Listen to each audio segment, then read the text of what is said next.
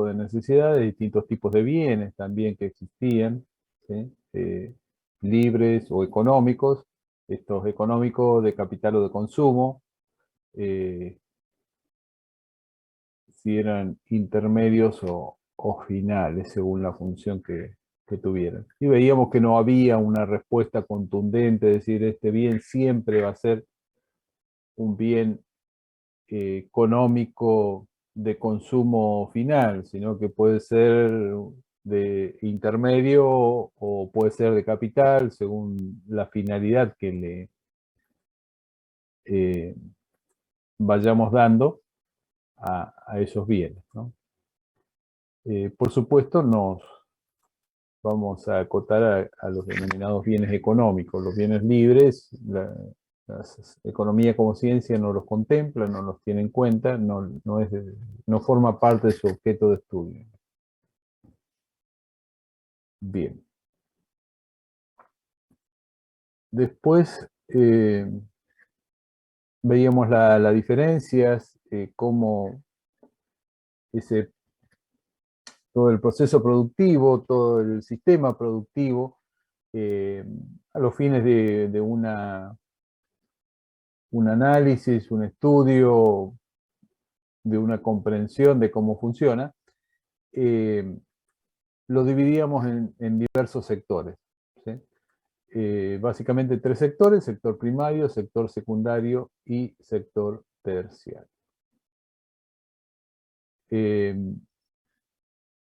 El sector primario era donde predominaba la utilización del recurso natural tierra o recursos naturales. Allí la explotación minera, hidrocarburífera, la ganadería, pesca, fruticultura, horticultura, básicamente era eso, ¿no? En el sector secundario, denominado el sector de las transformaciones, el sector industrial, si se quiere, allí donde generalmente aquello que proviene del sector primario es acondicionado, es transformado para llegar a la población, a la familia, de una manera adecuada que permita satisfacer las necesidades. Y el sector terciario va a actuar brindando servicios. Es decir, estos bienes que han sido transformados en el sector secundario, de alguna manera tienen que llegar al consumidor final. Lo hacen a través del servicio de transporte, el comercio, diversos servicios como de salud, educación. Todo esto entonces va a conformar parte del sector terciario, toda esa rama de servicios. Bueno, veíamos cómo se dividía, se medía el Producto Bruto, en este caso geográfico, porque lo estamos limitando a provincias de Río Negro y Neuquén. Y en cada una de ellas predominaba uno de los sectores como fuente principal de producción.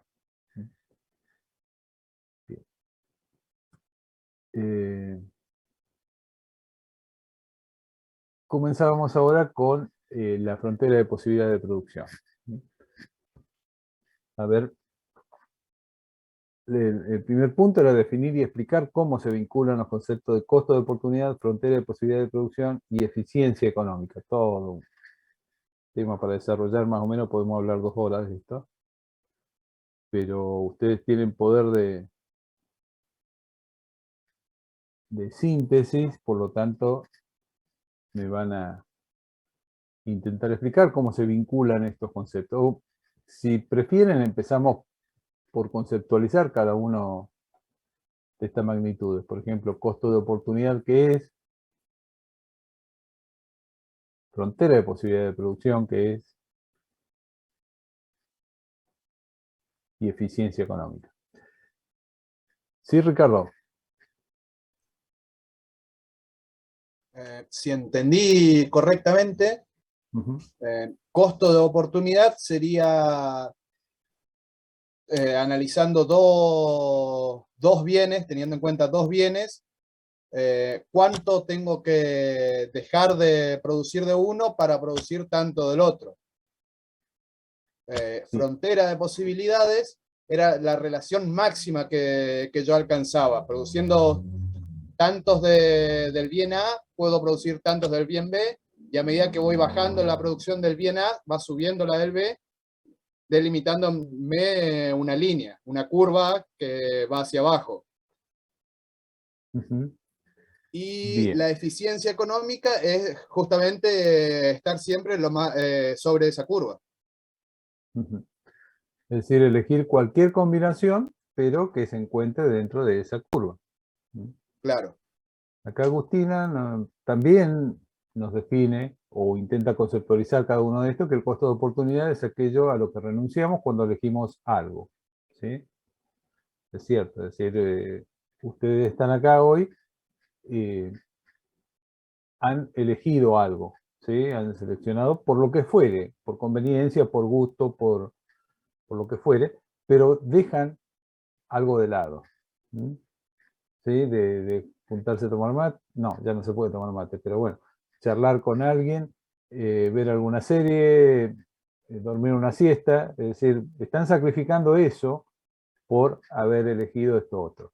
Eso sería un costo de oportunidad, ¿no? Y cuando lo hablamos acá desde el punto de vista de la frontera de posibilidad de producción, es precisamente esto. Dejamos de producir, como bien decía Ricardo, un determinado bien para poder alcanzar, para poder producir más del otro bien. Esto se da porque es imposible en esta situación, en este contexto, en el corto plazo, poder aumentar la producción de un bien manteniendo la producción del otro bien.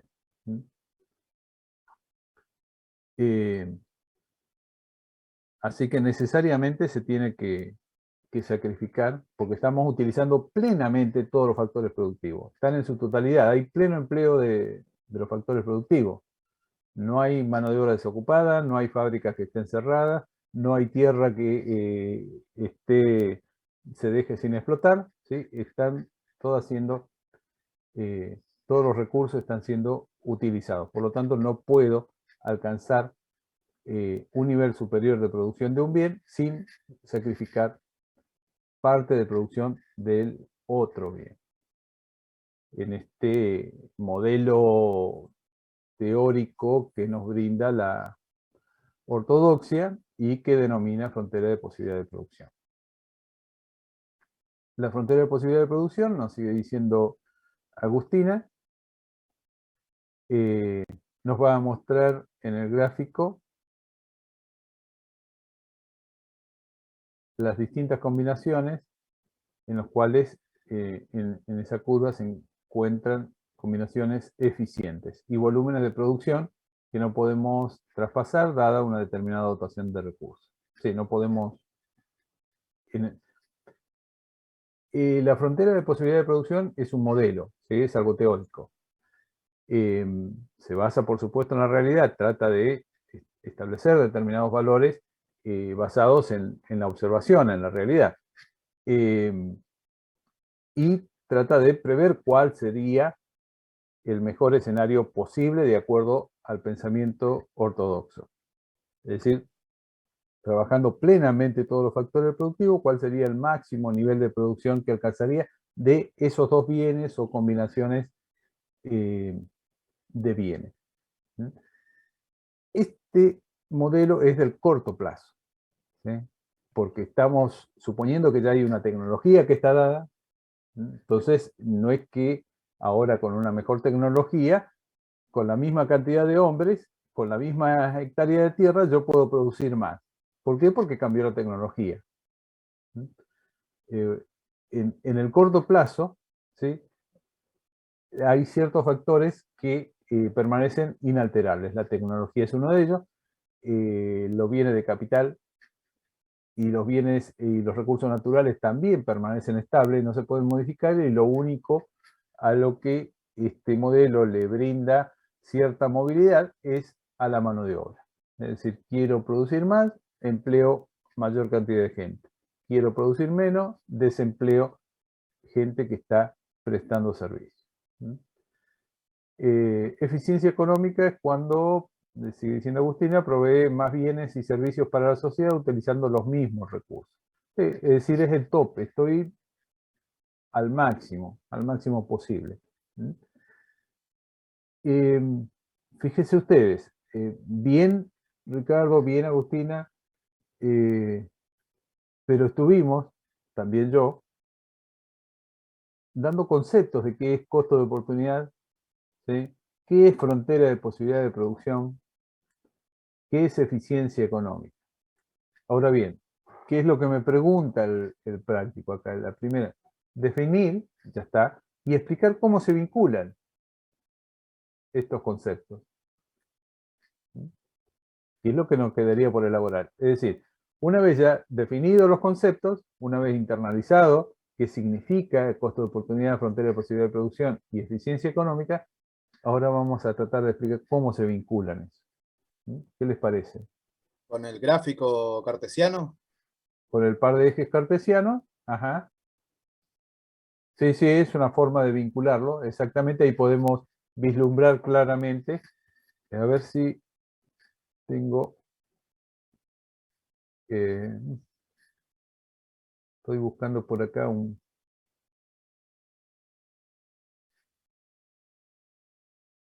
unas filminas que había hecho la otra profesora, la profesora Carolina Costanzo Caso. Así podemos compartirlas también. Esto no va. Esto está. Un segundito, por favor. Les voy a compartir ahora el PowerPoint.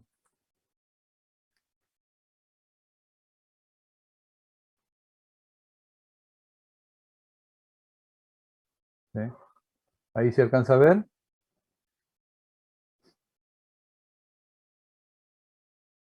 Sí, ¿Se profe, ve se ve bien. Genial. Sí, se ve bien. Buenísimo. Bien. Entonces, ¿qué tenemos acá? Concepto. La frontera de posibilidad de producción nos muestra el máximo nivel de producción que se puede alcanzar en una sociedad en un momento determinado, en el corto plazo, dado sus niveles de recursos y técnicas productivas. Es decir, eso permanece inalterable. En el largo plazo, vamos a ver cómo esta frontera de posibilidad de producción se puede modificar, se va a modificar, ya por un crecimiento lógico de los factores productivos, va a haber mayor población económicamente activa, la tecnología seguramente también va a cambiar, por lo tanto ahí ya podríamos lograr que esta frontera de posibilidad de producción se desplace hacia la derecha, en caso de que crezca, o ante una catástrofe o cuestión similar, que se pierdan tierras productivas, que incendios que hayan generado destrucción de determinados sectores productivos, fábricas y demás, bueno, la frontera de posibilidad de producción se va a desplazar hacia abajo, ¿sí? Ahora ya tenemos menos recursos disponibles por determinadas circunstancias naturales o catástrofes humanas, hace que no podamos alcanzar ese nivel de producción que teníamos antes. La frontera de posibilidad de producción está medida en un tiempo determinado y es para el corto plazo. Acá ya los factores productivos están dados, la tecnología está dada, eso no se modifica.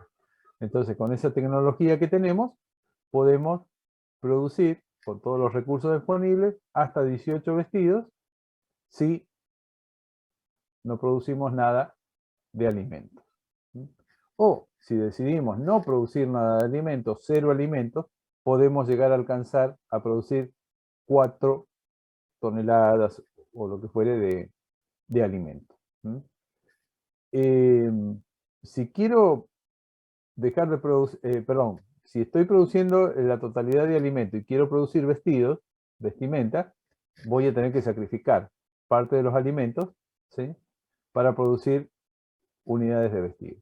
En este caso, si paso alimentos, por ejemplo, de 4 a 3, voy a producir de 0 a 8 a 9 unidades de vestido, ya que los factores productivos que no los voy a utilizar para producir alimentos, los voy a utilizar para producir vestidos. O si estoy en un punto B y quiero producir mayor cantidad de alimentos, sacrifico vestidos en este segmento para producir toda esta cantidad de alimentos, ¿sí? Esto es lo que se denomina costo de oportunidad. La frontera de posibilidad de producción es el máximo de combinaciones de bienes, vestidos y alimentos que se puede alcanzar utilizando plenamente los factores productivos dada una tecnología, ¿sí? Cualquiera de ellos es eficiente en los términos de la visión ortodoxa. Por arriba de la frontera de posibilidad de producción, al menos en el corto plazo, es inalcanzable, no lo podemos lograr, ¿sí? No puedo producir, por ejemplo, estoy en este punto C, no Profe, puedo ¿puede producir... repetir definición que dio de fronteras de posibilidades de producción? Sí, a ver si me acuerdo.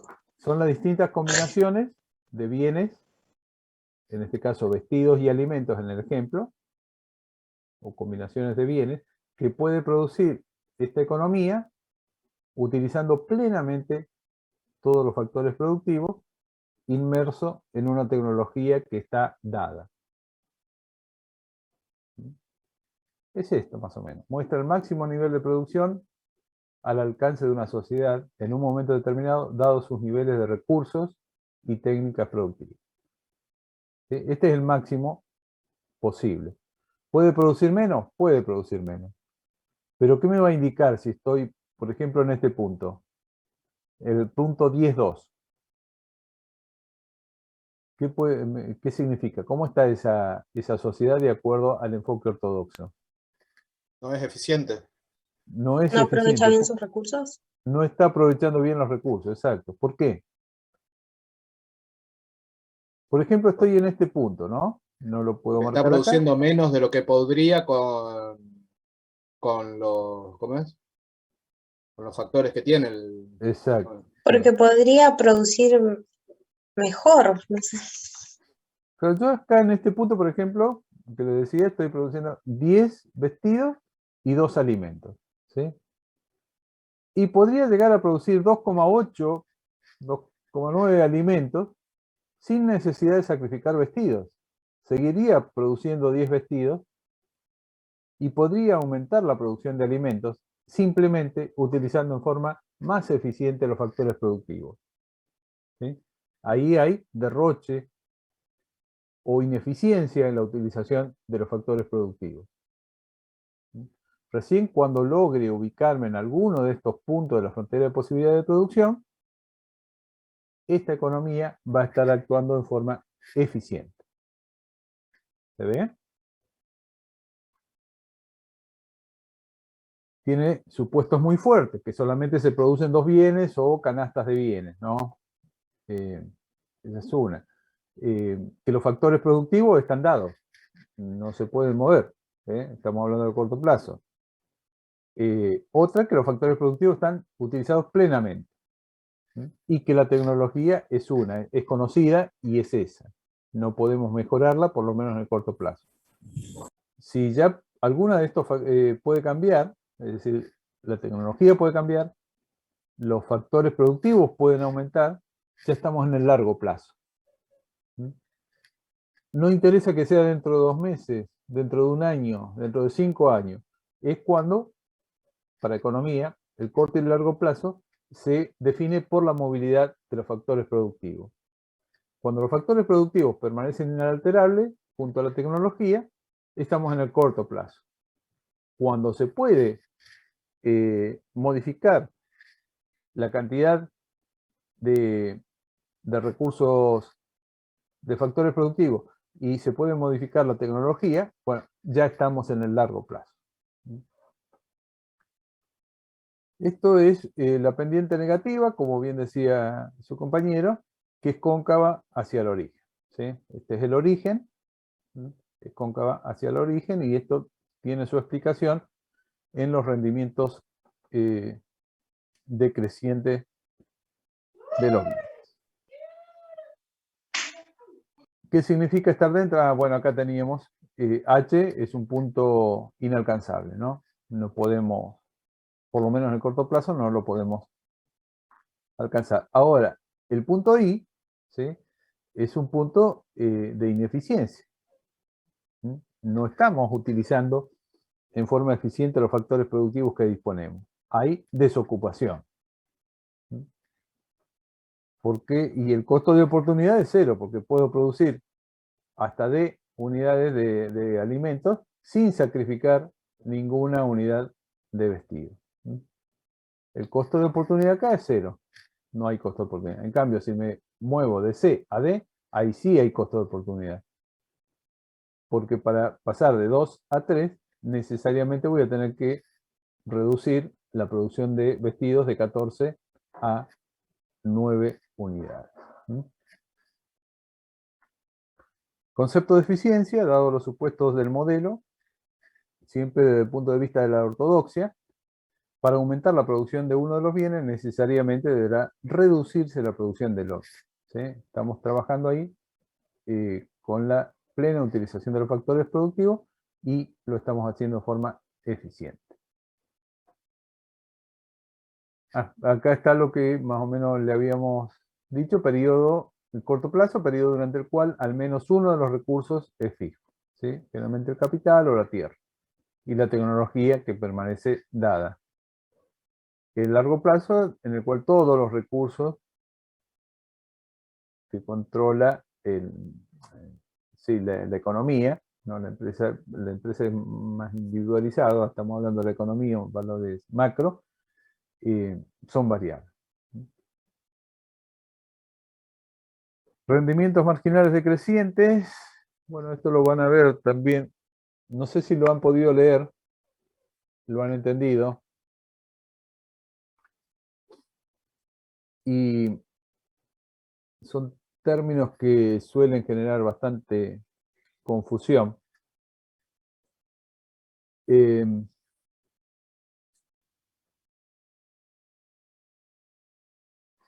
A ver, ¿no? ¿Lo han visto? ¿Les resulta conocida? Rendimientos marginales decrecientes. ¿Lo han leído? No. Sí, profesor. Yo sí. Bien. Bien. Acá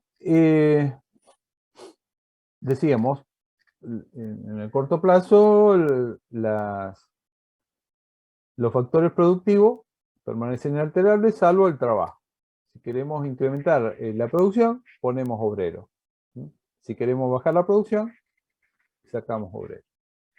¿Sí? Entonces tenemos acá en este gráfico, donde medimos la producción total, por un lado, y la cantidad de obreros, trabajadores, que es el insumo variable, por el otro. ¿Qué es lo que me dice? Que hay una primera etapa en que hay rendimientos crecientes. ¿Sí? Si yo tengo un tractor en 20 hectáreas de tierra y hay una persona, voy a obtener un buen rendimiento. ¿Sí? Hasta 6 personas obtengo un buen rendimiento.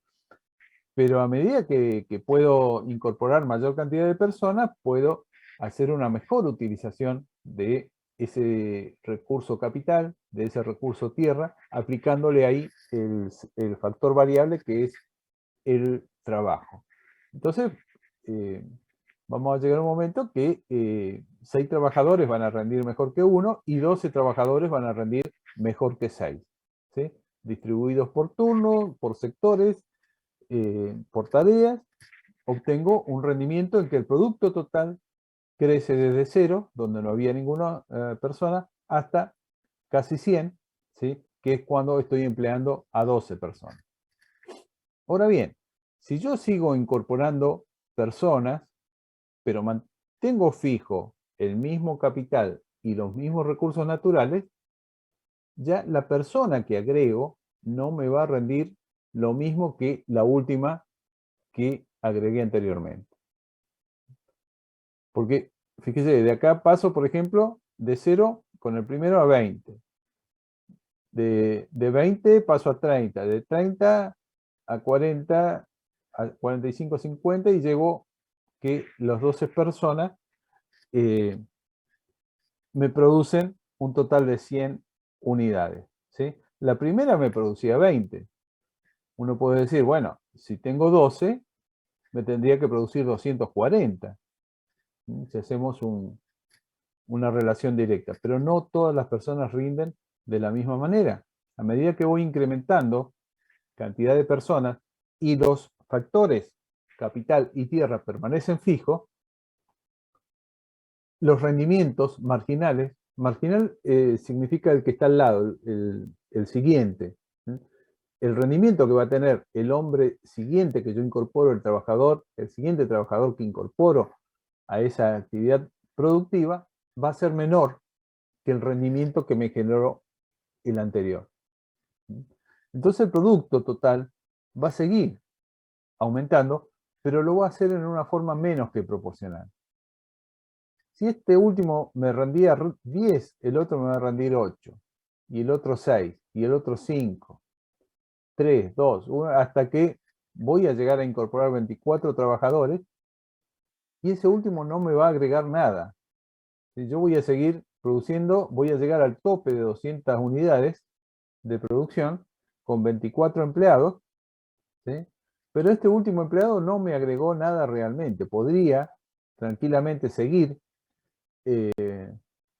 produciendo lo mismo sin incorporar ese otro sujeto. Y a medida que, si yo siguiera incorporando el factor variable a los factores productivos que permanecen fijos, es decir, sigo agregando trabajadores, manteniendo un solo tractor y manteniendo 20 hectáreas solamente, más que generar un beneficio, un incremento en el producto, van a generar un perjuicio. Se van a molestar entre todos, y va a comenzar a caer la producción total.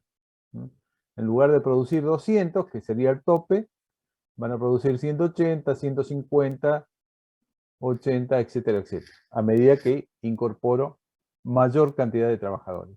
Entonces acá vemos cómo se da una primera etapa de rendimientos crecientes donde, sí, cada trabajador rinde más que el anterior, pero llega un punto de inflexión donde cada trabajador va a rendir un poco menos que el anterior.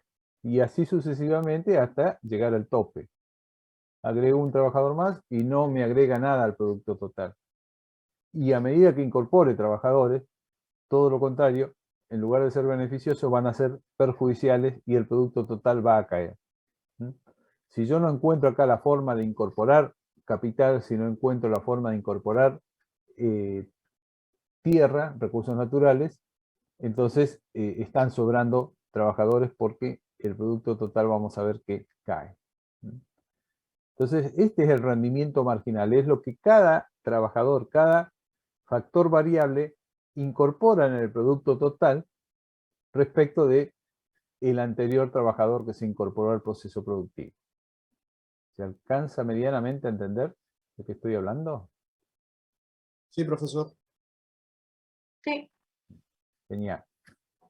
El costo o coste de oportunidad de cada unidad adicional de un bien, por ejemplo vestidos, es la cantidad de unidades del otro, es decir, alimentos, que hay que dejar de producir para liberar los recursos necesarios que se necesitan para obtener la producción extra del primero. Entonces ahí teníamos como los puntos A, B, C, D que teníamos. ¿Recuerdan?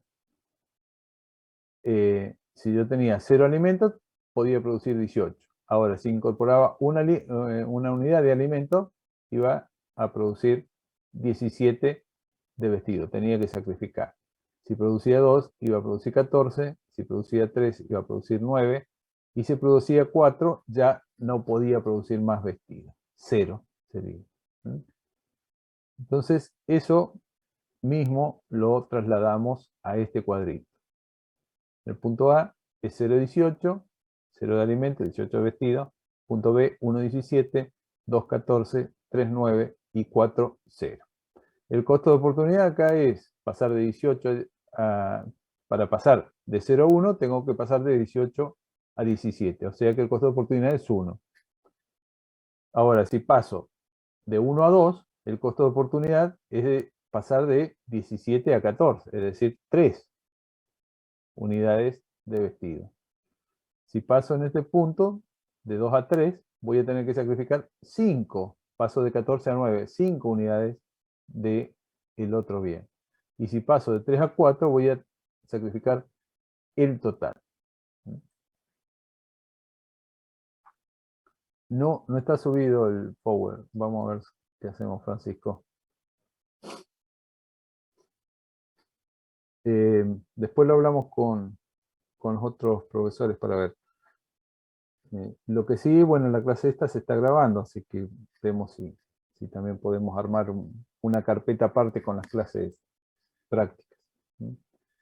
Para no llenar el aula PERCO con muchos videos. Profesor, igual Sí. tenemos un drive de la materia donde está el PowerPoint. Yo lo tengo está ahí. Buenísimo. Si lo querés compartir con tus compañeros después, bienvenido sea. Bien. El crecimiento económico. Bueno, ahí más o menos estábamos con la pregunta 1 del práctico, ¿no? ¿Recuerdan ustedes que decía la pregunta 2? A ver, vuelvo. Vamos a compartir ahora el práctico.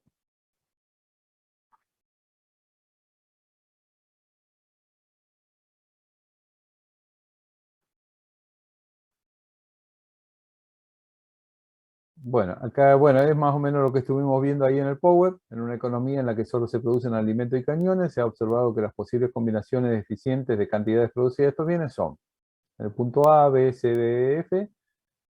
Si no produzco cañones, puedo producir hasta 1500 de alimento. Ahora, si produzco 10 cañones, voy a tener que bajar a 1400 de alimentos. Si produzco 20, a 1200 y así sucesivamente, hasta un tope de 50 cañones donde no me va a permitir, porque voy a estar utilizando todos los factores productivos en producir cañones, no voy a producir nada de alimento. Graficar la curva es similar a lo que estuvimos viendo, muy similar. Y indicar cada punto en la frontera de posibilidad de producción. ¿Sí? De 0,1500, de 10,400 y así. ¿Cómo es la forma de la curva? ¿Cóncava o convexa? A ver, ustedes me habían dicho por ahí, cóncava. Ricardo me había anticipado que era cóncava, ¿sí? A ver, ¿quién más me puede decir por qué? Podemos verificar que es cóncava la curva. Porque va subiendo un producto y el otro va bajando. Por el costo de oportunidad sería. Oportunidades. Exacto, por el costo de oportunidad sería, bien chicos, bien. Profe, ¿Por le hago qué? una consulta. Sí, Mariana. No me quedó claro lo de cómo es que se vinculan entonces la eficiencia económica, el costo de oportunidad y eso. Bien, bien. A ver si tengo alguna otra cosa acá. No. Bien.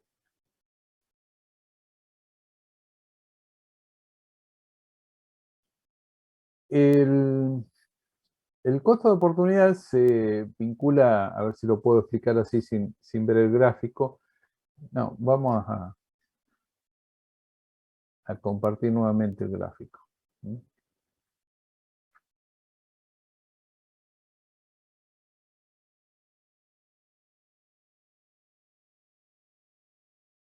Bien. Acá,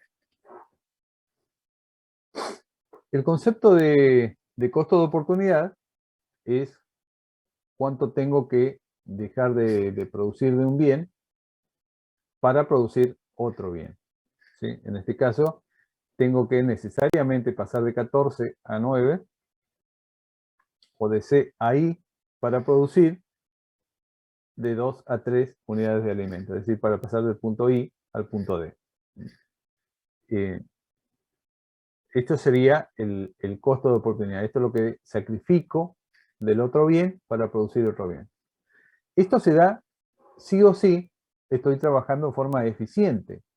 Porque si yo me encontrara en el punto I, no en el C, sino en el I, podría producir mayor cantidad de alimentos sin necesidad de sacrificar vestidos. Seguiría produciendo la misma cantidad de vestidos y podría producir mayores unidades de alimentos. ¿Esto por qué? Porque la economía es ineficiente, ¿sí? No está este punto, este nivel de producción, no está sobre la frontera de posibilidad de producción. Simplemente, solamente va a estar en una combinación eficiente cuando nos ubicamos dentro de la frontera de posibilidad de producción. Es decir, cuando hay necesariamente costo de oportunidad. En este caso, si estamos en el punto I, no hay costo de oportunidad. El costo de oportunidad es cero, porque yo puedo producir más alimentos sin necesidad de sacrificar vestimenta. ¿Sí? Estoy en 9 y puedo pasar de 2 alimentos a 3 alimentos. ¿Cuánto sacrifico de vestido? Nada, porque estaba actuando en forma ineficiente, ¿sí? Con derroche de factores productivos. Ahora los utilizo bien y puedo producir mayor cantidad de alimentos. Pero si estoy en una situación de eficiencia, estoy en este punto C y quiero pasar al D, voy a estar en presencia de un costo de oportunidad, porque necesariamente voy a tener que dejar de producir bienes, de vestidos específicamente, para producir mayor cantidad de alimentos. ¿Se alcanza a ver? Mariana, ¿se entendió? ¿O? Sí, sí, lo entendía en el gráfico, pero bueno, tenía dudas de cómo era que se relacionaba, o sea, cómo era que se Claro, vinculaban todos ¿cómo se los vinculaban? conceptos, Exacto. digamos. Porque si no hay eficiencia, no hay costo de oportunidad. Claro, entonces la Solo- forma en cómo se vinculan es dentro del gráfico, digamos. sí, dentro del gráfico o conceptualmente también, ¿no? Es decir, porque en la frontera de posibilidad de producción nosotros tenemos el máximo de combinaciones posibles utilizando en forma eficiente todos los factores productivos, ¿sí? Ahí es como se vincula la frontera de posibilidad de producción con la eficiencia económica. Porque Ah, estoy sí, dando por sentado que los factores productivos están siendo utilizados en forma eficiente. Y si están claro. siendo utilizados en forma eficiente, entonces, para pasar de un punto a otro dentro de la frontera de posibilidad de producción, necesariamente va a existir un costo de oportunidad. Ahí vemos la vinculación del costo de oportunidad con el concepto de frontera de posibilidad de producción y con el concepto de eficiencia. Claro, ahí ya me quedó claro, gracias. Genial. Vamos entonces de nuevo al práctico. ¿Qué significa que se está produciendo en algún punto dentro de la frontera de posibilidad de producción? ¿Por qué podría pasar esto? ¿Sí? Es decir, por ejemplo, estamos en el punto C. ¿Qué puede estar pasando acá? Si viene este otro gráfico, ¿no? Pero olvídense del país 2 y el país 1. Estamos en el país 3 solamente y estamos en esta situación, que está en el La punto C. producción es ineficiente en ese punto. Exacto. Para el país 3. Utilización ineficiente, exacto, para el país 3. Imposible para los otros dos. Para los otros dos es imposible porque está muy por encima de su frontera de posibilidad de producción. Profe, le hago una consulta. ¿Sí? ¿Siempre vamos a utilizar el punto de vista ortodoxo? Porque para el punto de vista heterodoxo, el punto C de ese país es eficiente. Claro. Es más eficiente que el B y que el A. A ver, no sé si Claro. eficiente desde el punto de vista eh, ortodoxo no responde a esa conceptualización, ¿no? Pero sí, si lo tomamos de una visión heterodoxa, dinámica, vemos que el país 3, teniendo una similitud con la tecnología que se está aplicando y utilizando la misma cantidad de factores productivos, logra alcanzar un nivel de producción superior al del país 2 y al del país 1. Sobre todo al del país 1, que sí, desde el punto de vista ortodoxo, está actuando de manera eficiente. Es el único que está con su nivel en una combinación de bienes, alimentos y vestidos, en el cual está en la frontera de posibilidad de producción. Los otros están por debajo. Sin embargo, desde el punto de vista heterodoxo, que hace una revisión histórica, no estática, podemos vislumbrar que es mucho más conveniente, ¿sí?, el país 3 que el 2 o el 1.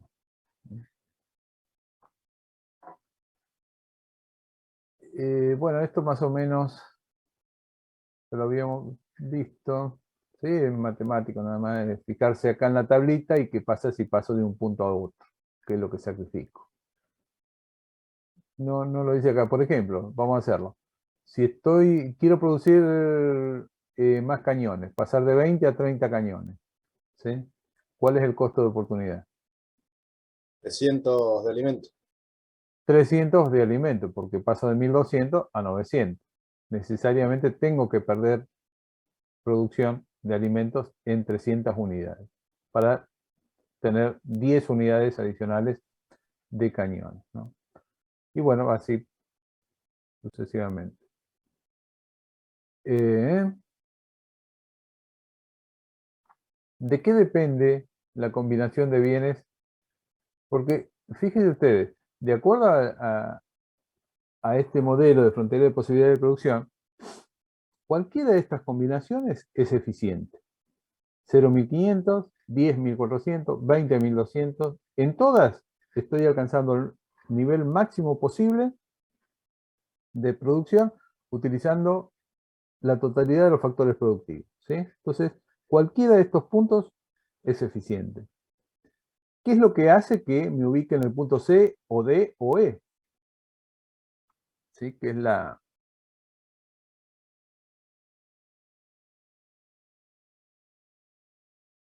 Ya vamos, Melina, a la pregunta. Ya la contestó tu compañero por acá. ¿Mm? Perdón, Melina nos preguntaba...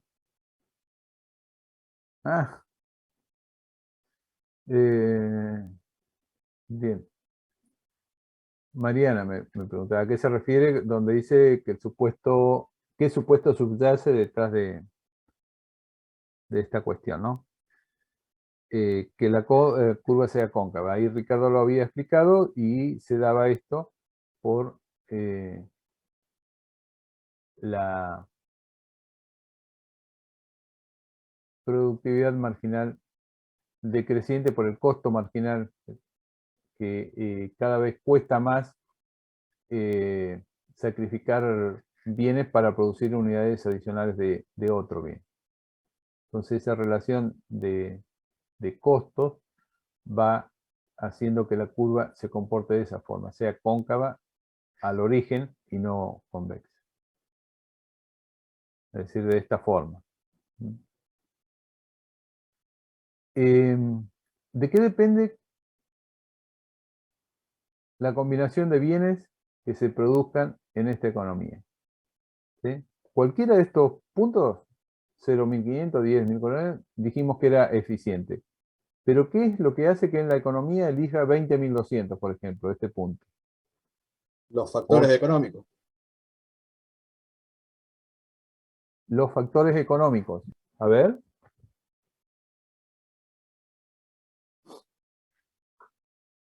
¿Alguna otra sugerencia? ¿Aporte? Conviene más producir de un producto que del otro. Conviene más. ¿Quién define cuál es más conveniente? Porque acá cualquier combinación es eficiente. Esta es eficiente, esta combinación es eficiente, esta combinación es eficiente. Pero ¿qué hace que el mercado... ya lo vi. Bueno. ¿Qué hace que la economía se ubique en esta combinación?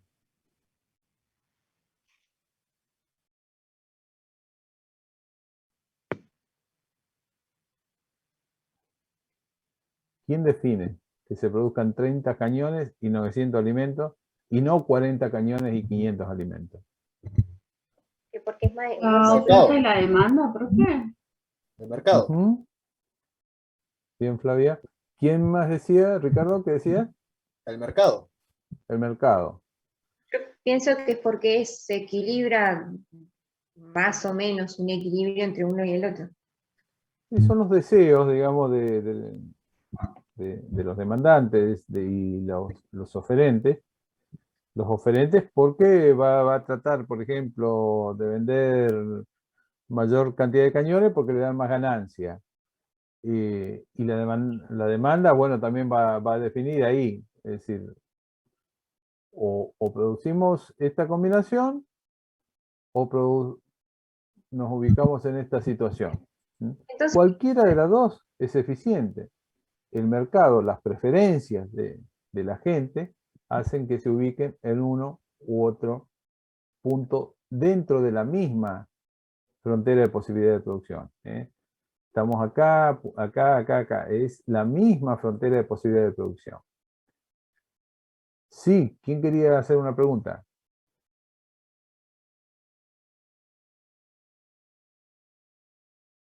¿No? Bien. ¿Se entiende esto? ¿Sí? Son las preferencias de la gente que lo hace a través del mercado, ¿no? El mercado es el mecanismo que utiliza la ortodoxia para definir este conflicto de intereses. Los demandantes y los oferentes se ponen de acuerdo en el mercado.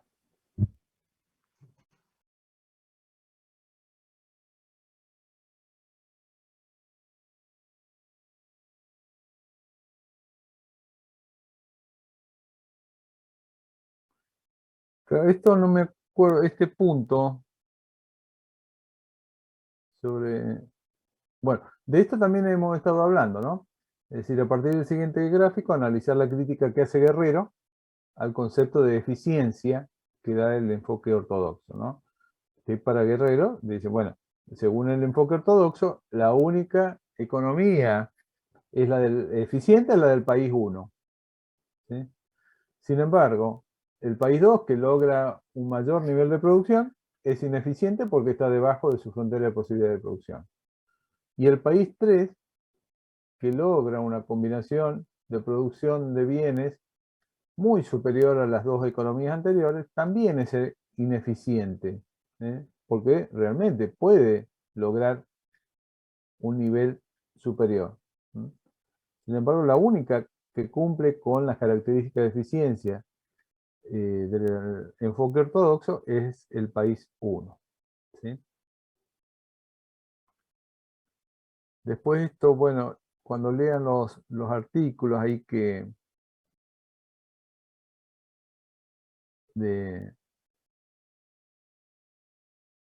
el circuito económico,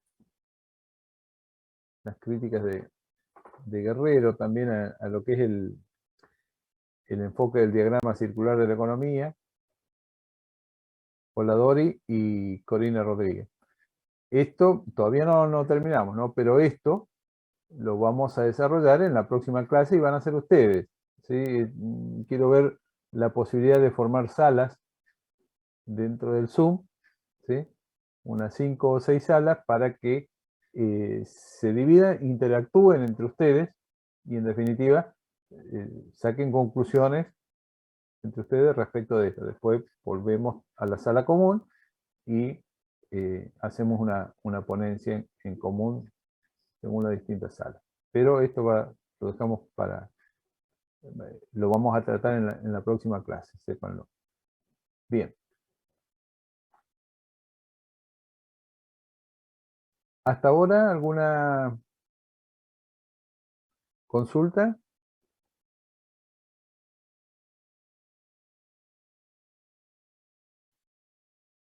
¿No, profesor? Bien. No, profe.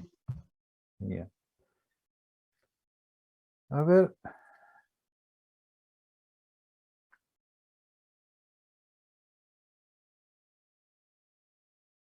Sí.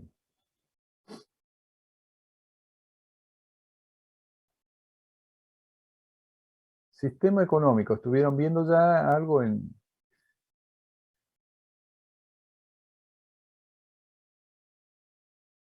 la En las teoría? clases de en las clases de los lunes estuvimos viendo sistemas económicos y el capitalismo. Ah, genial, genial. Bien, entonces podemos avanzar tranquilamente. Bien. A ver. Bueno. Estamos con... Se me perdió.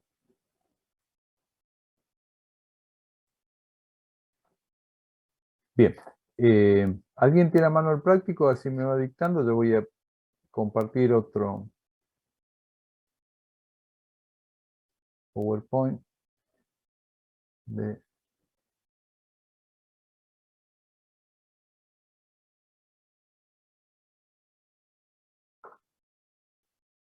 Bueno, nos preguntaban ahí respecto de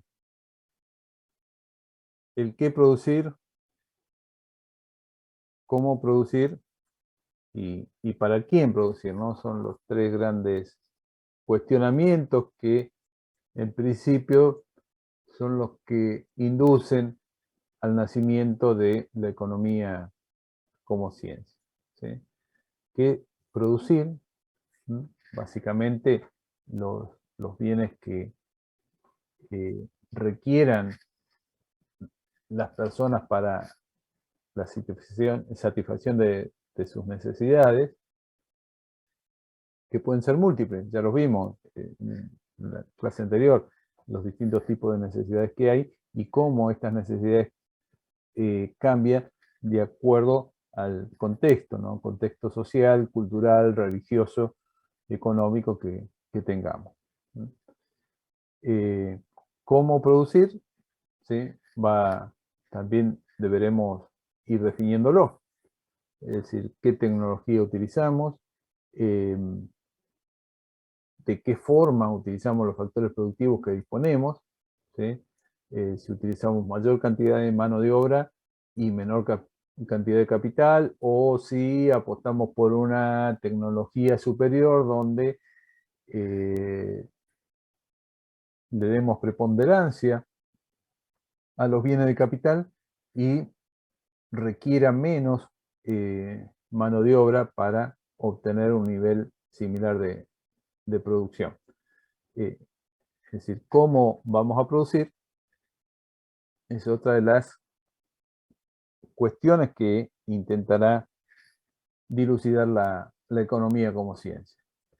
Y para quién producir, es decir, cómo se van a asignar los distintos bienes que estén disponibles, los recursos que estén disponibles, cómo se va a distribuir esa riqueza que se ha generado entre todos. Porque vamos a ver que el hecho que los factores productivos, tierra, capital, trabajo,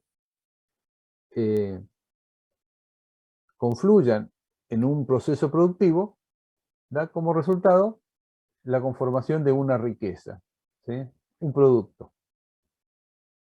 Esa riqueza se va a distribuir entre todos los que participan, ¿sí? Todos esos factores productivos. Algunos van a recibir un salario por la actividad que desarrollan, otros un alquiler o una renta y otros un beneficio, una ganancia, un interés por poner a disposición del sistema productivo su capital. Es decir, de qué forma se va a distribuir esa riqueza, si se va a llevar una mayor parte el capitalista o el trabajador o el terrateniente, bueno, es también una cuestión a dilucidar por la ciencia económica. Y todo esto va a depender de los distintos sistemas económicos que conocemos, ¿no? Estos sistemas económicos van a estar definidos de acuerdo al sujeto, la finalidad y el procedimiento que utilice. El sujeto es quien tiene la responsabilidad última a la hora de tomar la decisión. Esto es importante, tratar de definir quién va a ser el que defina, si es el trabajador, si es el dueño del capital, si es el dueño de la tierra, si es el Estado, ¿sí? En un Estado planificado, puede ser en un Estado o un Estado totalitario, ¿sí? Puede definir exactamente todo lo que tenga que ver con la actividad económica, ¿sí? O son los capitalistas, o son los trabajadores, ¿sí? Depende del sujeto de quien tenga, en definitiva, que descanse en él la responsabilidad de tomar decisiones. De acuerdo a la finalidad, ¿qué finalidad se persigue cuando se toman esas decisiones económicas? ¿Sí? Por ejemplo, la de satisfacer necesidades de las mayorías, o de maximizar el beneficio, o de lograr una distribución equitativa, ¿sí? La finalidad que tenga esa decisión económica me va, en cierto aspecto, a definir dentro de qué sistema económico estoy. Y, por supuesto, el procedimiento que utilizamos. ¿Cuáles son los procedimientos más comúnmente utilizados para organizarnos la utilización de los recursos disponibles? Por ejemplo, los mecanismos de mercado y propiedad privada en los medios de producción, etc. Ayer estaba viendo el noticiero y se suscitaba una situación conflictiva entre dueños de la tierra y aquellos que querían acceder a una porción de tierra para su vivienda, ¿no? En la ciudad de Allen, por acá cerca de General Roca. Y bueno, y ahí entran todos estos conflictos de carácter económico, de la propiedad privada, de los medios de producción, si realmente esa tierra es un medio de producción o no. Bueno, que es propiedad privada no hay duda, pero bueno, da lugar, ¿no es cierto?, a ciertas conjeturas que podemos ir planteando de acuerdo a los valores que tengamos internalizados nosotros, de acuerdo a la opinión de carácter político, social, económico. Bien.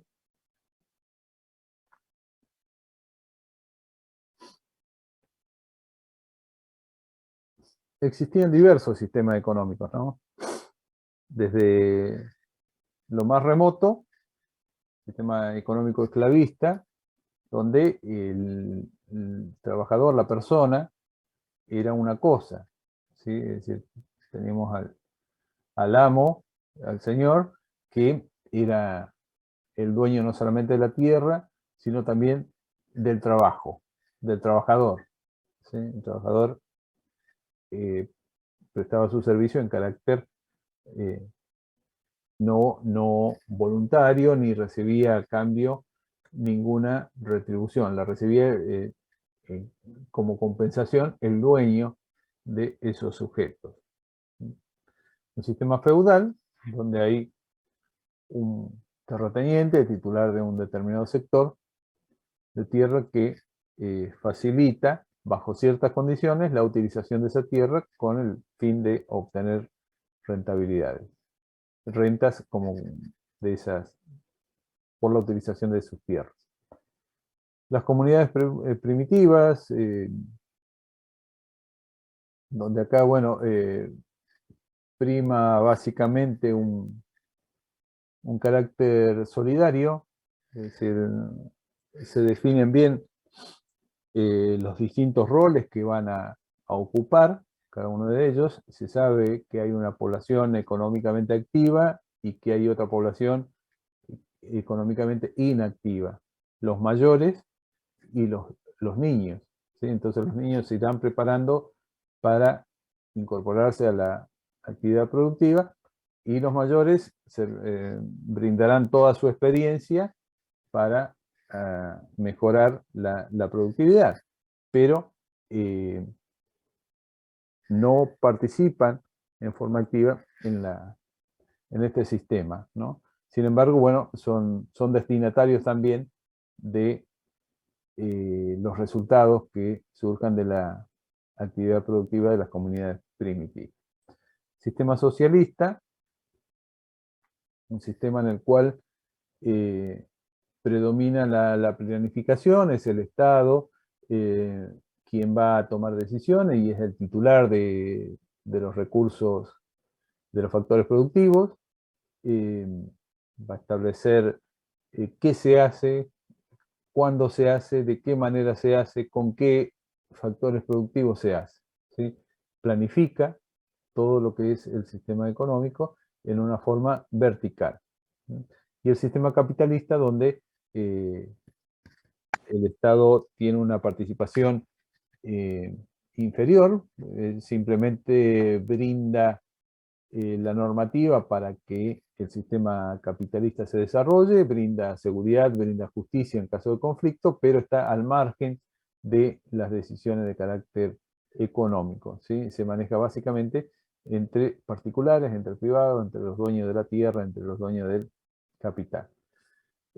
Por supuesto, hoy no vamos a encontrar ninguno de estos distintos sistemas en sentido puro, ¿sí?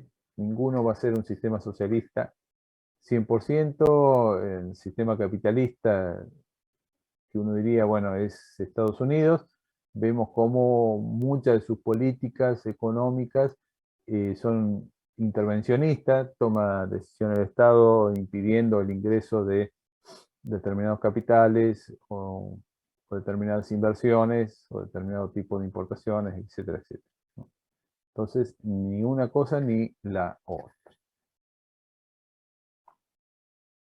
Bien, sistema capitalista como Adam Smith. A ver un segundito que me parece que me estoy alejando un poco de lo que es el práctico.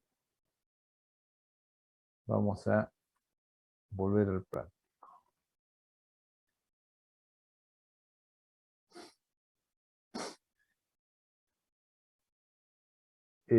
Comparar cómo se organiza la actividad económica, qué, cómo y para quién producir en los siguientes sistemas: el comunista, esclavista, feudal, capitalista y socialista. ¿Cuándo surge el sistema económico? No, estamos más o menos orientados. Bien. Breve, a ver quién acota algo respecto de lo que estuvimos hablando y que esté relacionado con cómo se organiza la actividad económica, qué, cómo y para quién producir, que son los tres grandes interrogantes de la economía, en el sistema comunista, esclavista, feudal, capitalista, socialista. A ver, ¿quién me dice cómo se organiza en el sistema comunista? ¿Quién levanta la mano?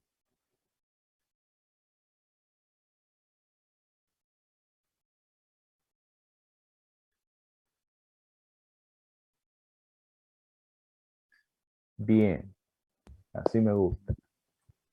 Profesor, ¿el Sí. sistema comunista dijo? Sí, comencemos por el comunista. ¿O cuál preferís? Económico cerrado, ¿no? Es un sistema Exacto. cerrado. Sí, es un sistema cerrado. Hay centralización de la toma de decisiones. Produciría el propio país, digamos.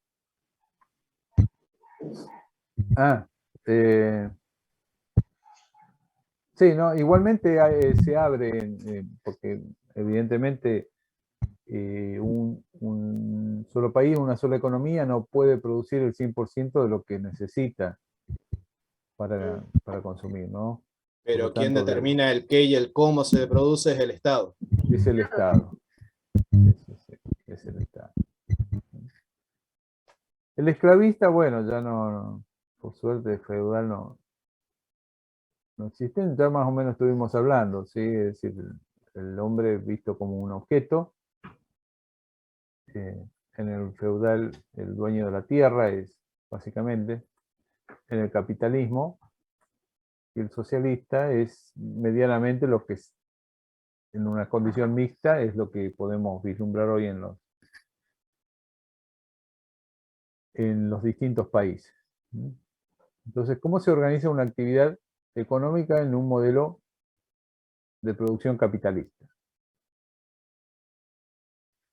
Teóricamente hablando, el Estado no interviene y quien Ujú. tiene el capital contrata mano de obra para producir.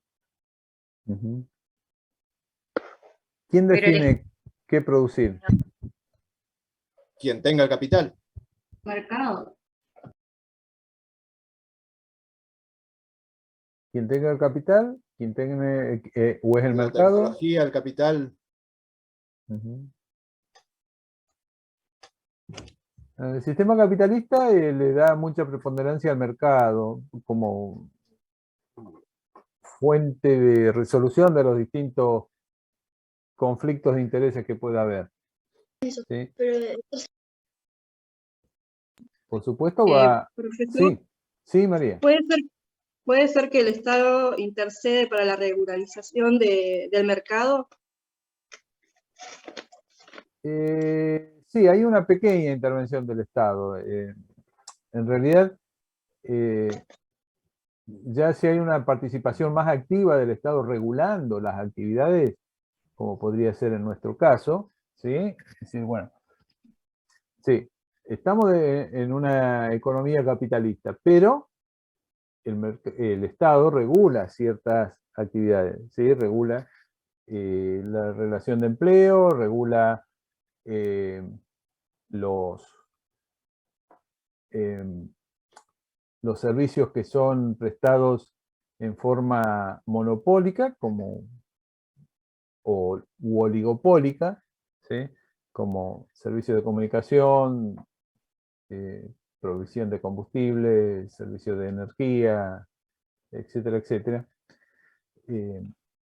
Hay una intervención del Estado ahí.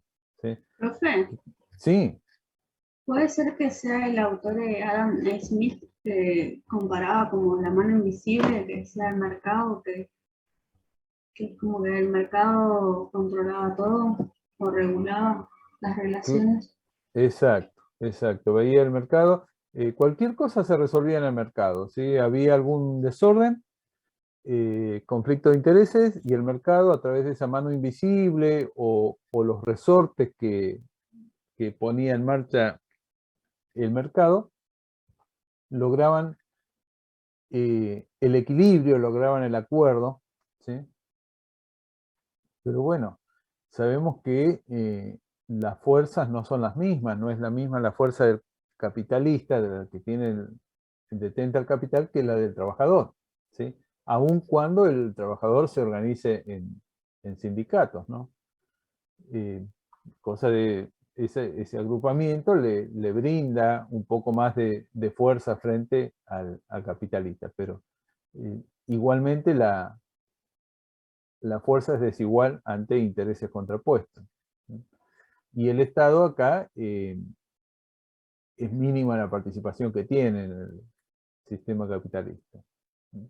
En el socialista todo lo contrario, es muy importante la participación del sistema socialista, pretendiendo una planificación de la producción, una redistribución del ingreso, para que no exista sectores que tengan una participación mayor en la riqueza respecto de otras que estén padeciendo necesidades. Lo que intenta es equilibrar de cierta manera esas, entre comillas, injusticias que se dan en la economía como consecuencia de la distribución de la riqueza. Bien, acá la compañera decía que sí, que el sistema económico capitalista, Adam Smith lo exponía, que hacía referencia a la mano invisible en el mercado, ¿Cuándo surge el sistema capitalista y bajo qué circunstancias? ¿Recuerdan?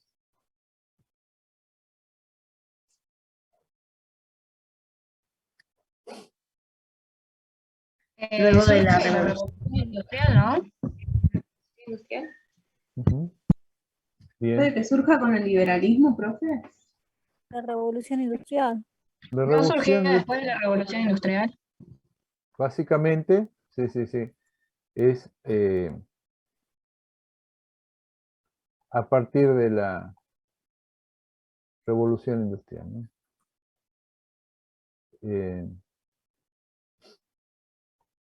Fue un sistema económico desde finales del siglo XVIII, ¿sí?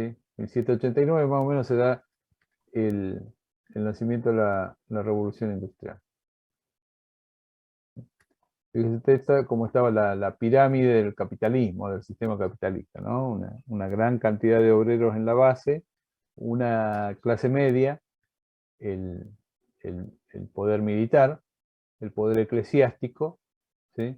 Y en la cúspide, bueno, los mayores representantes del capitalismo, del clero, de la monarquía, etcétera, etcétera, ¿no? Esto es lo que admite así como ve la distribución de la riqueza en una pirámide del sistema capitalista. El sistema capitalista no llegó a implementarse en estado puro, excepto en una etapa del siglo XIX en Inglaterra. Está basado en reconocimiento de pleno y efectivo de la libertad económica individual. La búsqueda del máximo beneficio, eso es algo que lo caracteriza también al sistema capitalista, ¿no? La búsqueda del beneficio, de la eficiencia, que la ganancia capitalista es el motor de la actividad económica, ¿sí? Está la teoría del derrame también que sostienen varios acá, es decir, bueno, no le quitemos ingresos al capitalista, dejamos que el capitalista tenga ganancia, porque cuando tenga ganancia, eso va a derramar hacia el resto de la dirigencia, ¿sí? Hacia los empleados y la economía va a funcionar. Entonces no le quitemos esa posibilidad de ganar que tiene el empresario. Es la teoría del derrame. Nada más que es como si tenemos un vaso y le vamos agregando agua, ¿sí? Llega el momento que, bueno, ya se cubre y va a derramar, ¿sí? Ese derrame implica el beneficio para los que están más abajo, ¿no? Pero bueno, ese vaso se suele ir alargando, así como... Habían antes unos vasitos que se usaban, que eran plegables, ¿sí? Eran pequeñitos así y uno lo desplegaba y se hacía más grande. Bueno, algo así debe ser el vaso del capitalismo, ¿no? Donde en lugar de derramar el agua, se va agregando el vaso, se va agrandando de forma tal de poder seguir recibiendo la ganancia que genera esa actividad productiva. Las leyes reconocen la propiedad privada de los recursos, ¿sí? Esto para el sistema capitalista, esto es palabra santa, ¿sí? Uno tiene una propiedad y hace lo que quiera con eso. ¿Sí? Es de uno, la decisión es de uno. En un país socialista, por ejemplo, no.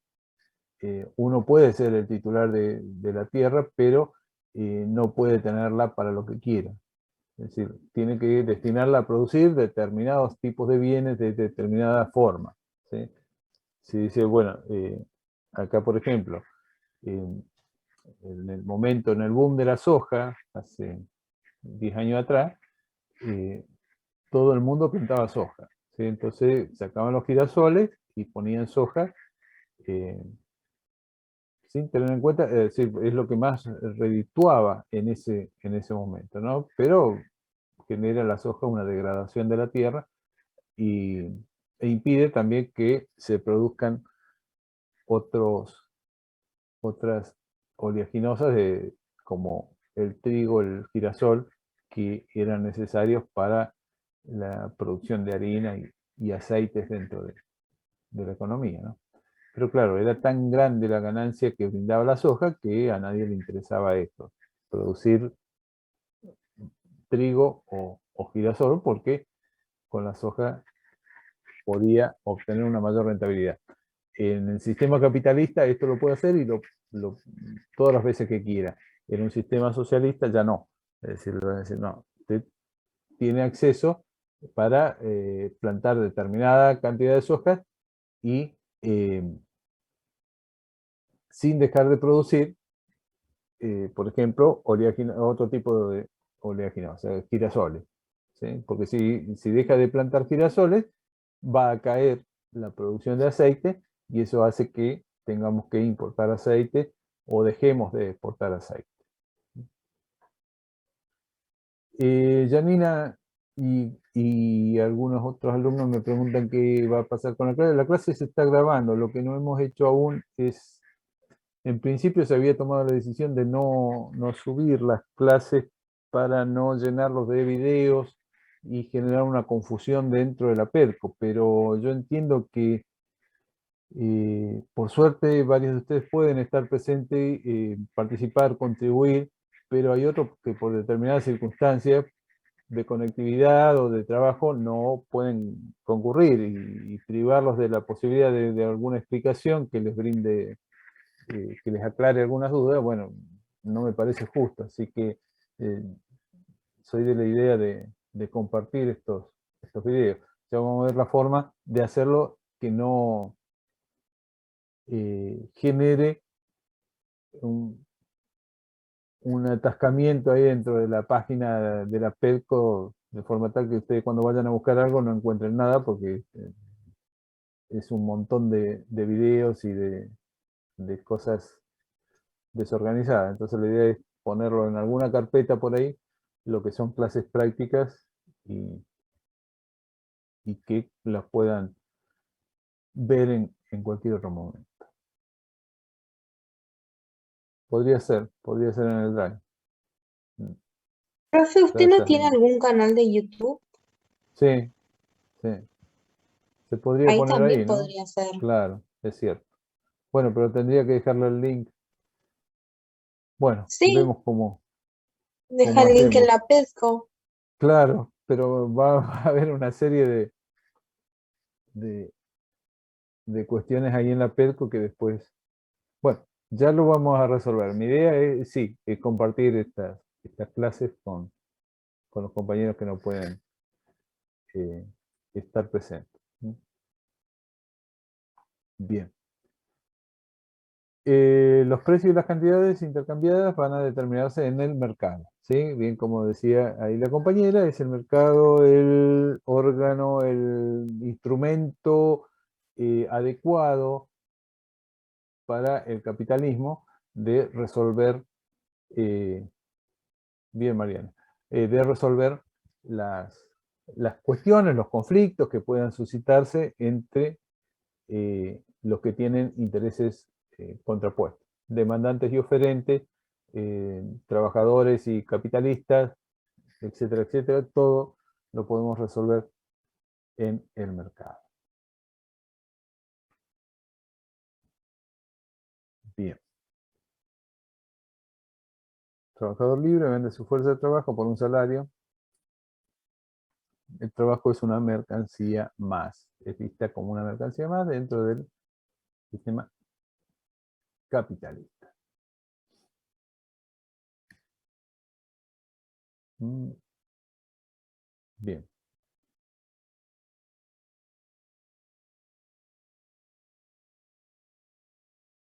Bien, acá hablamos del trabajo y su mercantilización, ¿no? Es decir, cómo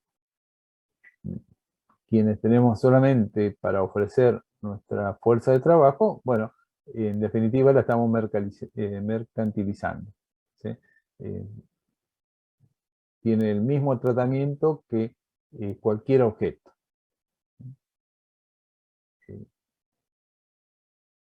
no se dan de forma natural, son consecuencia de un proceso histórico que conduce a la implementación del modo de producción capitalista. ¿Sí? Ni que hablar esto con las conceptualizaciones, ¿no?, de género.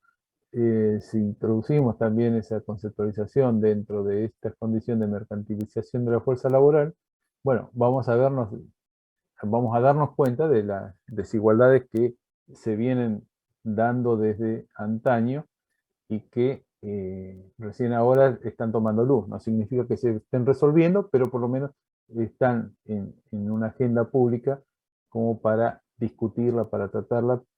Básicamente serán ustedes, en definitiva, como profesionales del derecho, quienes tendrán una tarea importante de lograr ahí la equidad de género en cuanto a la fuerza laboral se trata, ¿no? Una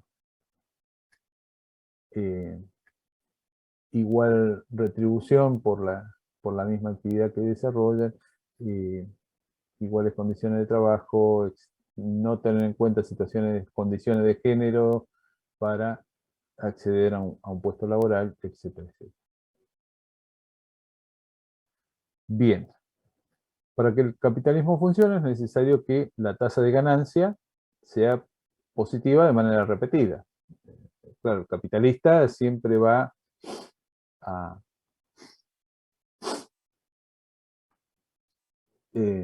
generar este proceso productivo, pero siempre y cuando la renta se mantenga, continúe esa ganancia, ese beneficio que recibe, se consolide, sea en mayor o menor grado, pero que exista siempre. ¿Sí? Para que el capitalista reinvierta el capital obtenido es necesario que el de prima esto sea mayor siempre que el de, es decir, el resultado que se obtenga sea mayor en definitiva de lo que va a invertirse.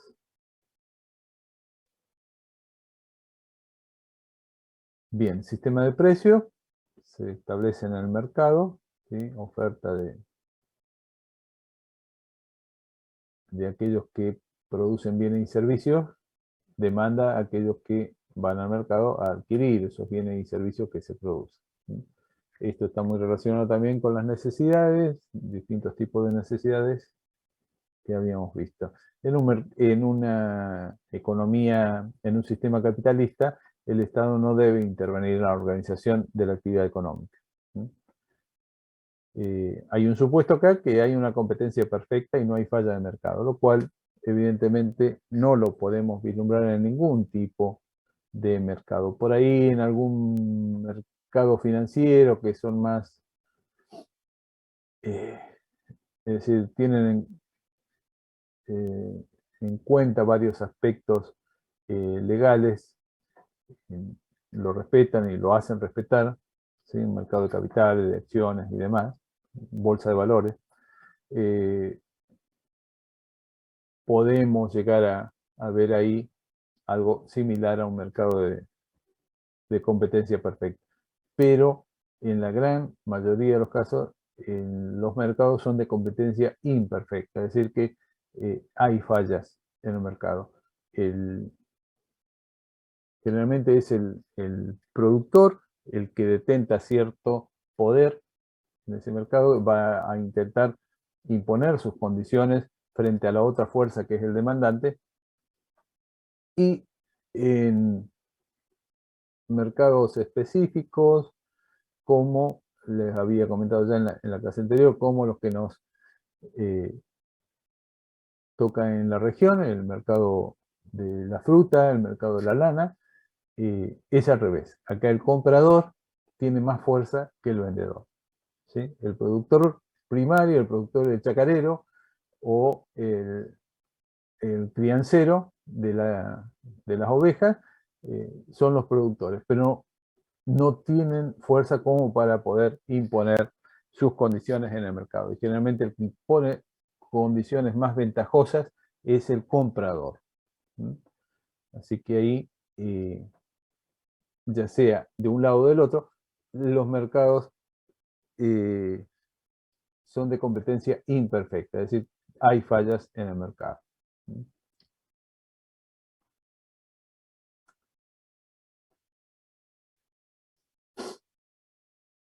Bueno, el sistema capitalista ahí tiene algunas ventajas y otras limitaciones según Torres, ¿no? Las ventajas que el incentivo de ganancia hace que se produzca aquello que es demandado. No sé, ¿qué opinan ustedes? ¿Es así?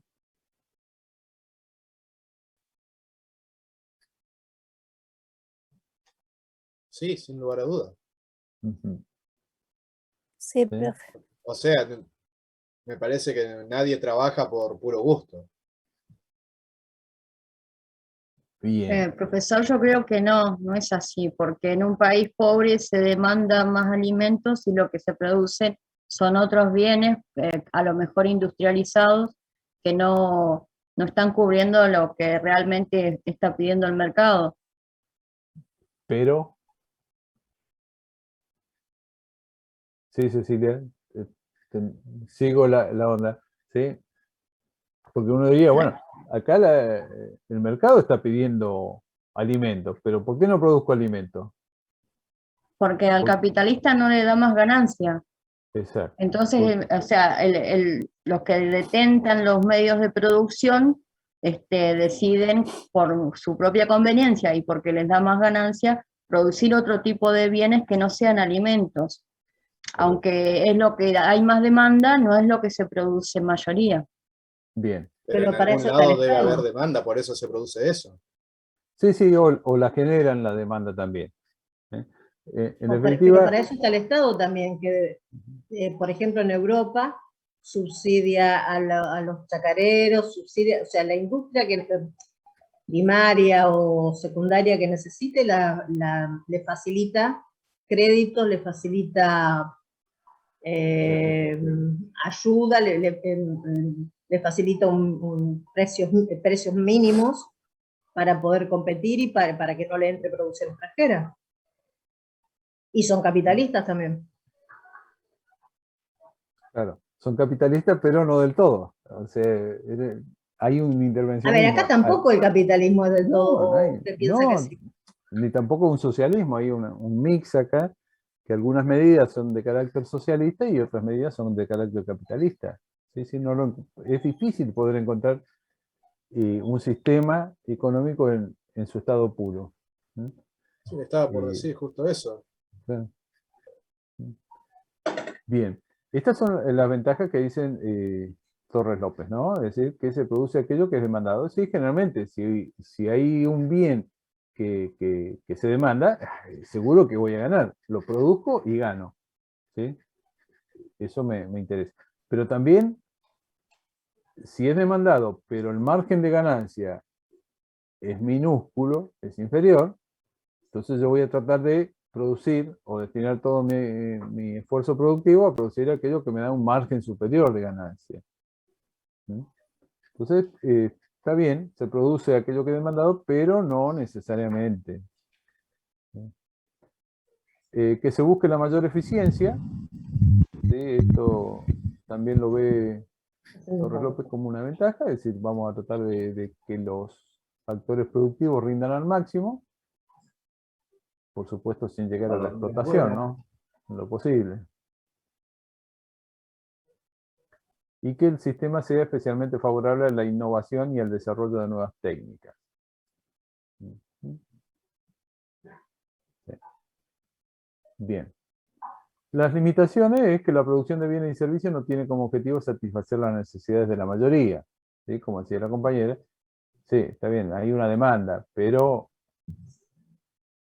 si no generan un margen de rentabilidad suficiente, posiblemente la producción se vuelque a otro tipo de productos o satisfacer otro tipo de necesidades. La libertad individual relativa, dice por qué diferencia entre los propietarios de los medios de producción, capital y recursos naturales, y los que no lo tienen, entre los que tienen mucho y los que no tienen nada. Claro, decimos terrateniente.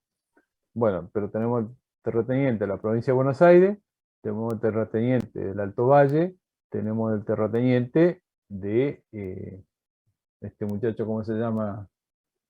Que hacía pullover italiano, que tiene medio Santa Cruz, más o menos. Benetton. ¿Sí? Ahí todos son terratenientes, pero no es lo mismo. O sea, no todos los terratenientes son iguales. Entonces, bueno, no podemos decir que actúan o pueden actuar exactamente de la misma forma.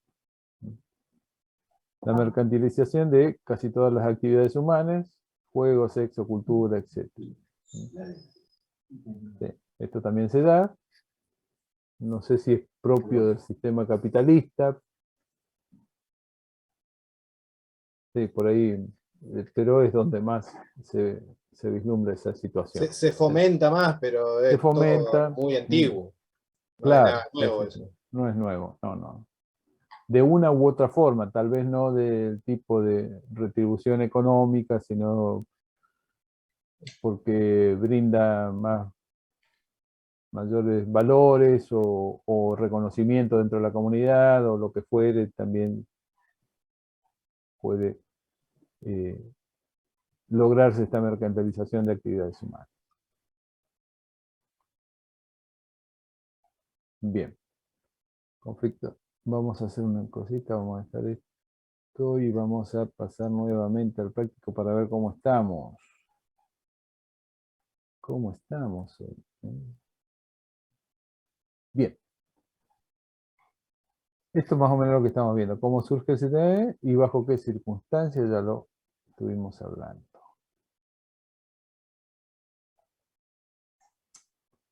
Esta es una linda pregunta. Una linda pregunta. ¿Por qué motivos el precio de una mercancía puede no ser igual a su valor? ¿Qué les parece? ¿Puedo repetir? Sí, es el punto 4.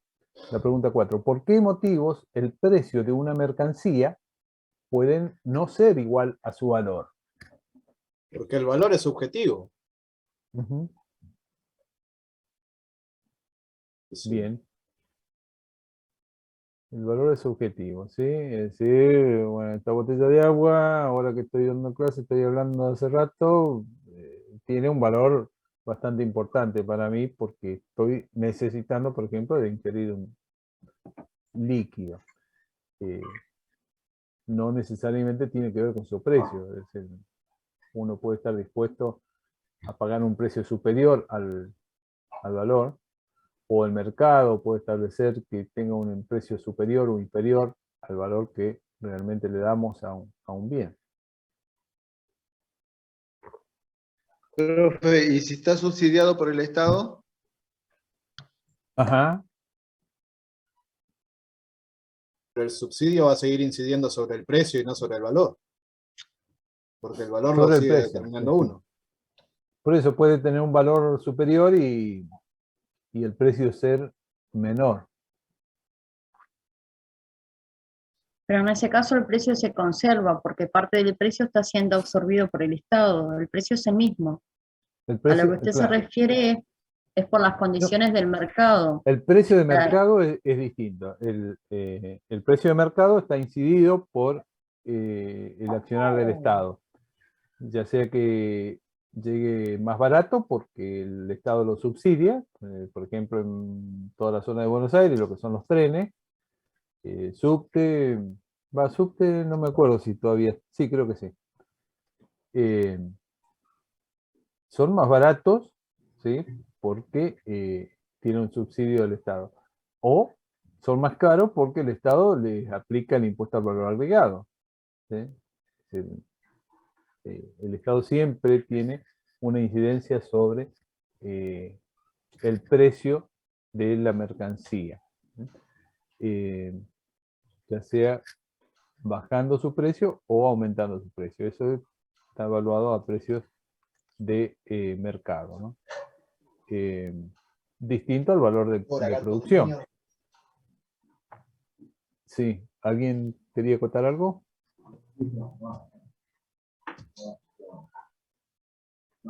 Sí. Valor de uso y valor de cambio. Valor de uso es netamente subjetivo. Valor de cambio, bueno, ya lo puedo comparar.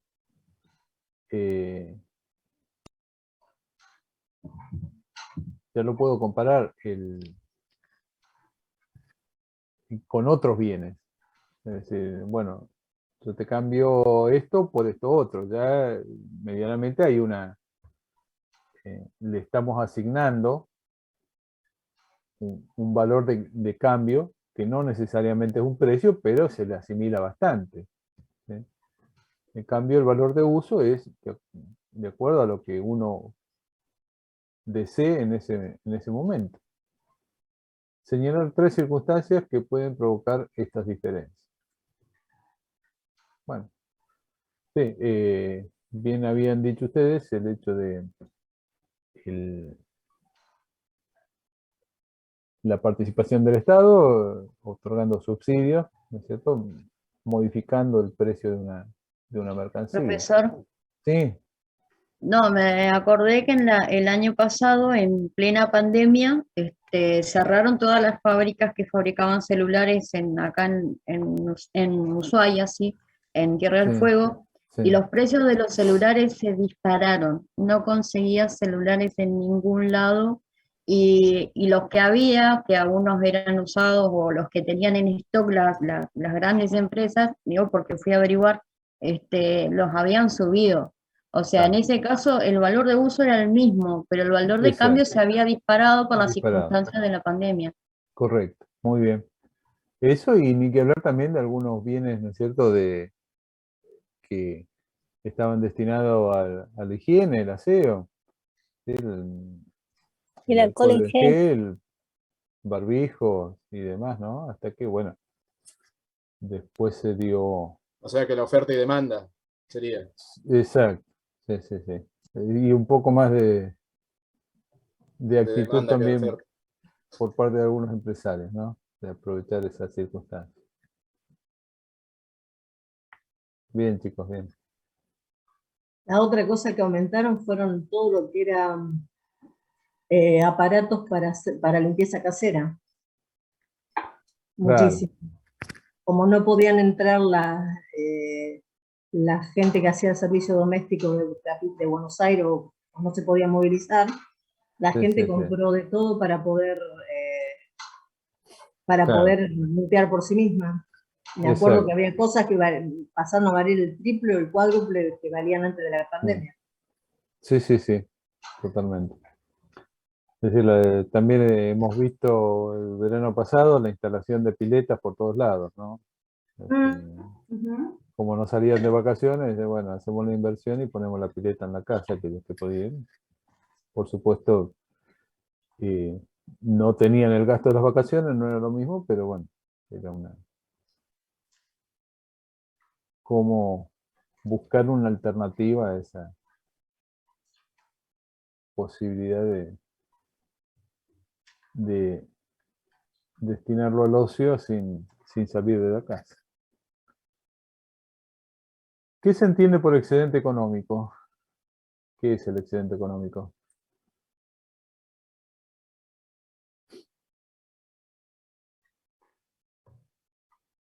¿Recuerdan?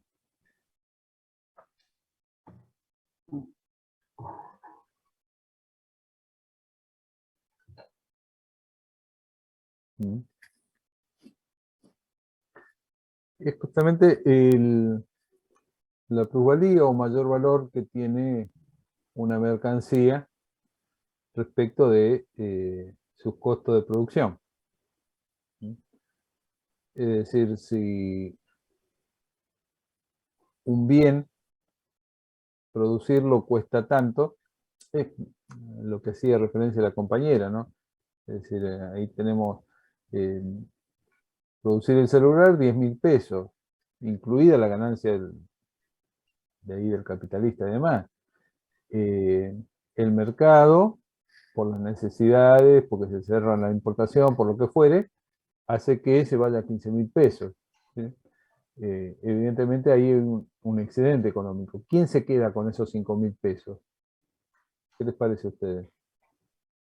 En una economía de mercado. El capital. El capital, el empresario, el dueño del capital, exactamente. ¿Mm? Exacto. Y aquello que va por encima de lo que cuesta producir, inclusive, recuerden ustedes, cuando hablamos de costo de producción, estamos ya teniendo en cuenta ahí la rentabilidad, la ganancia, tanto del terrateniente como del capitalista, como el beneficio del empresario. ¿Sí? Ya está incluido ahí. Por lo tanto, si el mercado establece que el precio de ese bien va a estar por sobre ese valor de producción, bueno, hay un excedente. ¿Cómo se distribuye? Se lo apropia directamente el capitalista. Bien.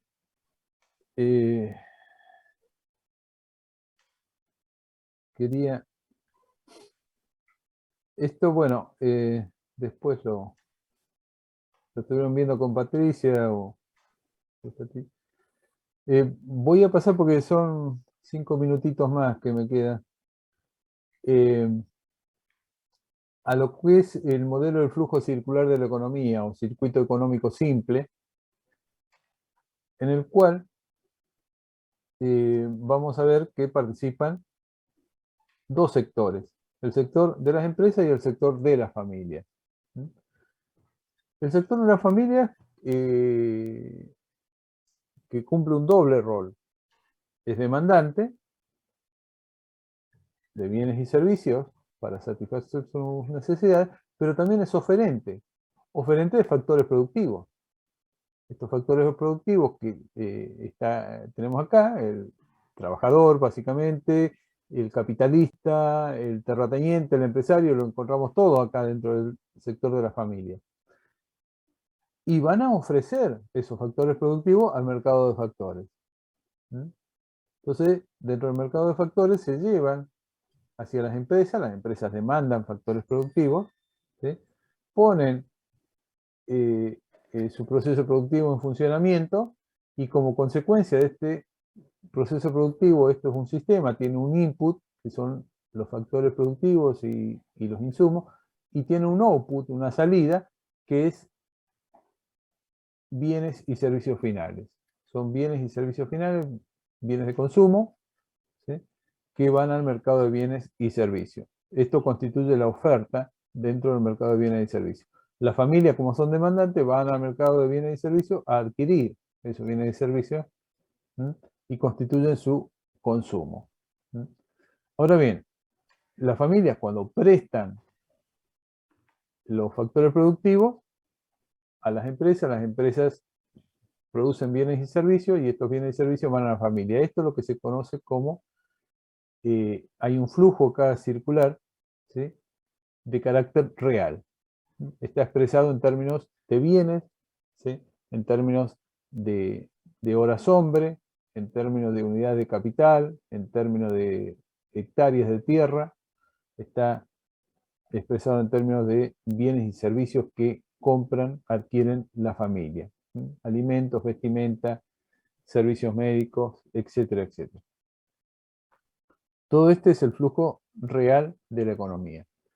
Pero bueno, estas familias que prestan los factores productivos a las empresas, esperan que las empresas lo retribuyan, ¿sí?